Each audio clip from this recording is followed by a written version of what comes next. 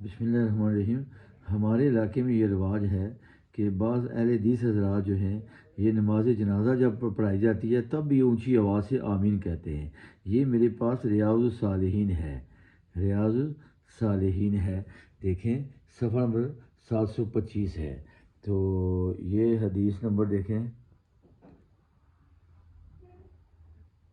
940 ہے، 940 ہے۔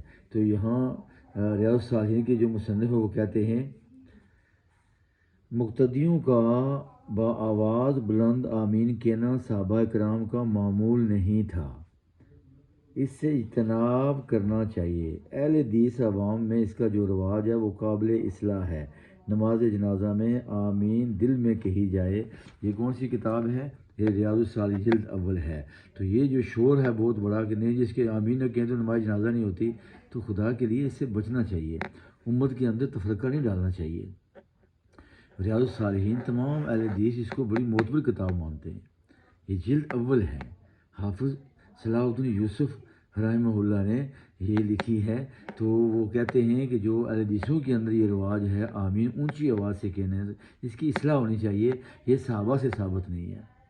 اب بتاؤ ہم کس کے دروازے پہ جائیں؟ جی اتنا شور ہے، اتنا شور ہے کہ جو نماز جنازہ کے وقت بھی آمین نہیں کہتا تو اس کی نماز جنازہ نہیں ہوتی۔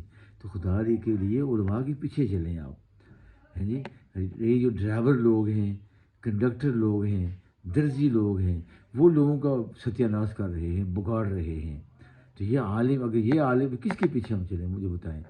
یہ ریاض الصالحین ہے، حافظ صلاح الدین یوسف صاحب جلد اول ہے، انہیں صفحہ نمبر بتا دیا، حدیث نمبر بتا دیا۔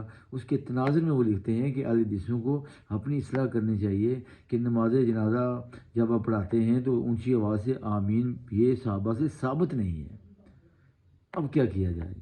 ہم ڈرائیوروں کی بات مانیں، کنڈکٹروں کی بات مانیں، درزیوں کی بات مانیں، یا ہم علماء کی بات مانیں؟ تو خدا کے لیے یہ ریاض الصالحین پڑھیں، یہ جلد اول ہے، میں نے صفحہ نمبر بتا دیا ہے، حدیث نمبر بتا دی ہے، ٹھیک ہو گیا۔ یہ دیکھیں، یہ میں نے چاہتے یہ کھولی تو یہ نکل آئی، ٹھیک ہے۔ ریاض الصالحین جلد اول ہی ہے، ابو زکریا یحییٰ بن شرف النووی الدمشقی، ٹھیک ہے۔ تو یہ دیکھیں حافظ صلاح الدین یوسف صاحب۔